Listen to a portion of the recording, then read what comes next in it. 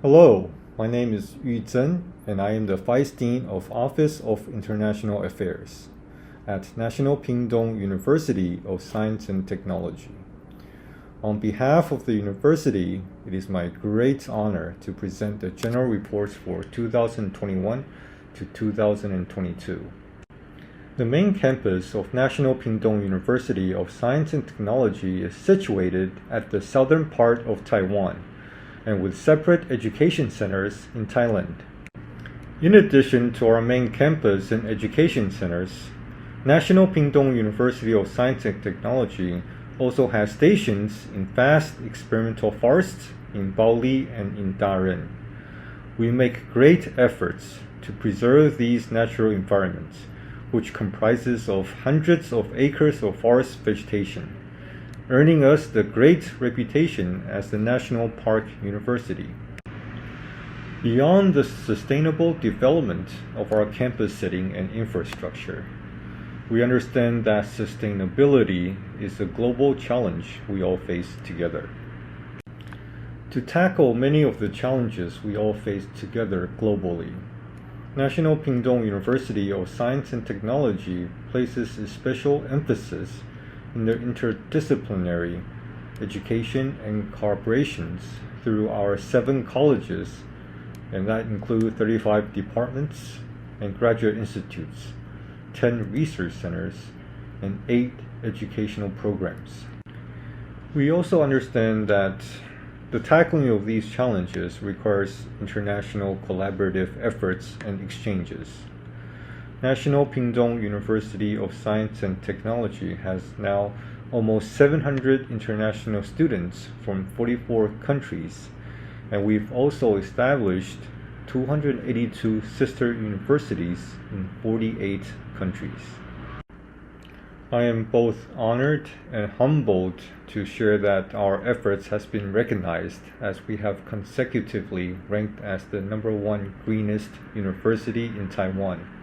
And we will continue to make efforts with GreenMetric World University Rankings in the sustainable development of our environment. In this presentation, I will focus and recap on some of the important milestones that National Pingtung University of Science and Technology has achieved in 2021. The National Pingtung University of Science and Technology has been committed to the promotion of sustainable development and social responsibility in education, in research and development, and in practical applications. And our school has been using our academic capabilities to give back to the society. To rise to the occasion, we have been pursuing new projects that brings together government, businesses, and academia to promote sustainable development and to improve the society's awareness of these sustainability issues. To formalize the joint venture, in 2021, a memorandum of cooperation was signed between NPUST and Taiwan Institute of Sustainable Energy, TAISE. In this new initiative, NPUST will be cooperating with TAISE to develop a number of different programs. And in addition to the memorandum of cooperation between NPUST and Taiwan Institute for Sustainable Energy, our Department of Forestry has also been working with the Forestry Bureau. The main goal is to protect the precious mountain forest resources while simultaneously preserving traditional cultures. We are currently using the ecological areas as a base to train professional guides, establish centralized operations for the tribes, create mountain forest patrols and monitoring systems, and also to develop under-forest economies in conjunction with the Forestry Bureau. To sustain the investment, we have been able to achieve a number of impressive results in both ecotourism and under-forest economies. And I think this co-management of natural, cultural, and ecological landscape is an important new trend in protecting both ecological and cultural assets. As I've mentioned, NPUST is very much committed to the promotion of sustainable development and social responsibility in education, research and development, and practical applications. An example is in the conservation of wildlife.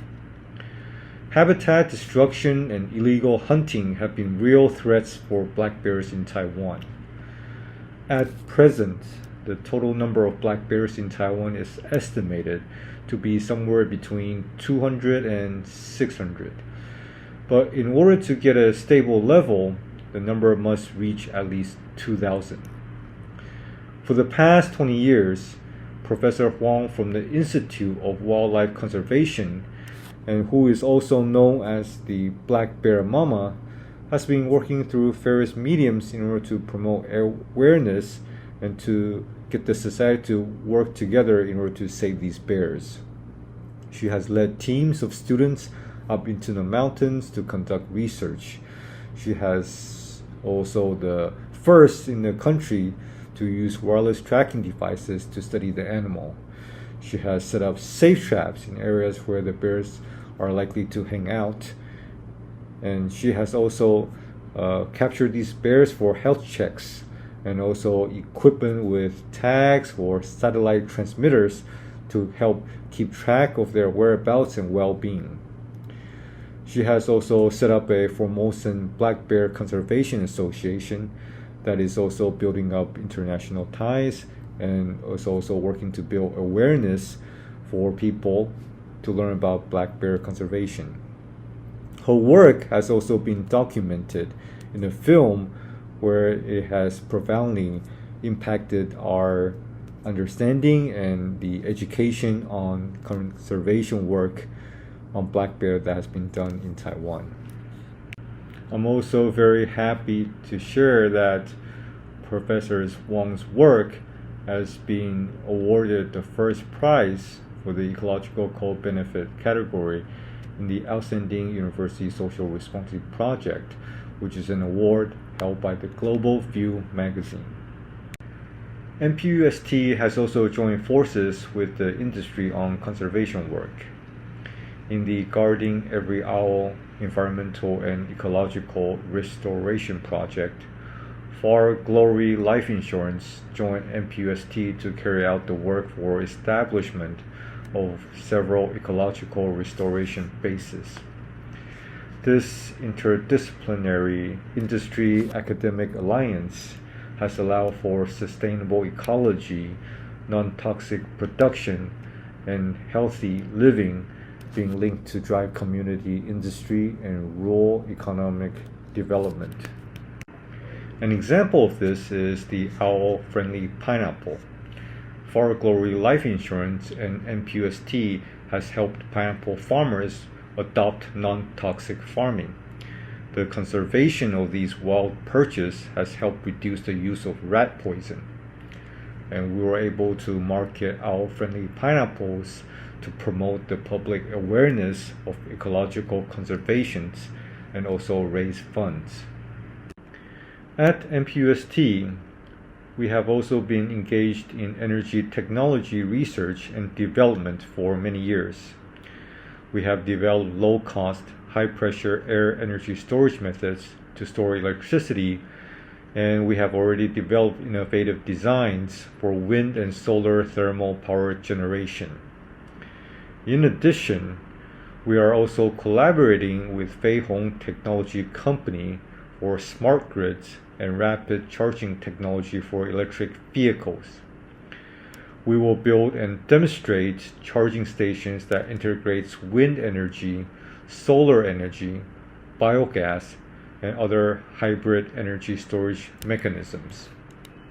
In education, NPUST has also offered a series of online courses together with our international partners in the University Network of Tropical Agriculture on SDG-related topics such as sustainable agriculture and husbandry, natural resources management, wetland conservation, and also endangered species recovery.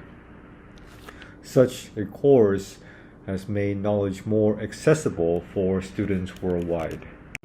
In addition, NPUST College of Agriculture and the Industrial Technology Research Institute linked up with Japan for the Taiwan-Japan online seminar for smart and circular agriculture. The two-day seminar hosted more than 300 online participants with international scholars and experts from industry, government, and academia.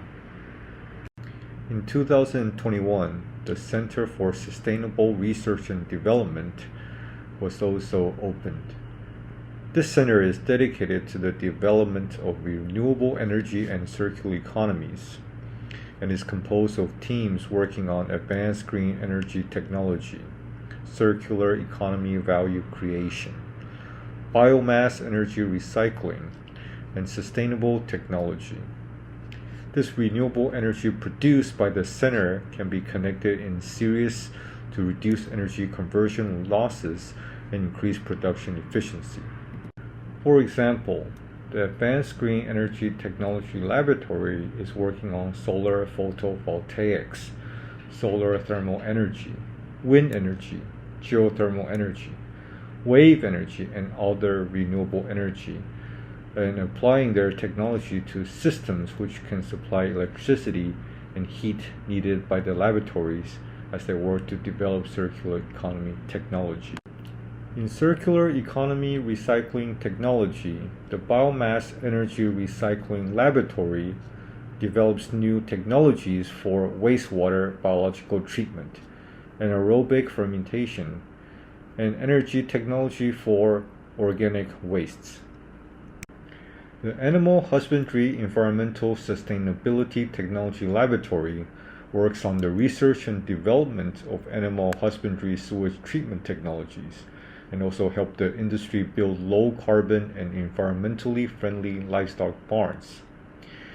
The center's 4 research laboratories support one another and integrates towards applying these technologies to the industry in the future, and also enhance sustainable competitiveness.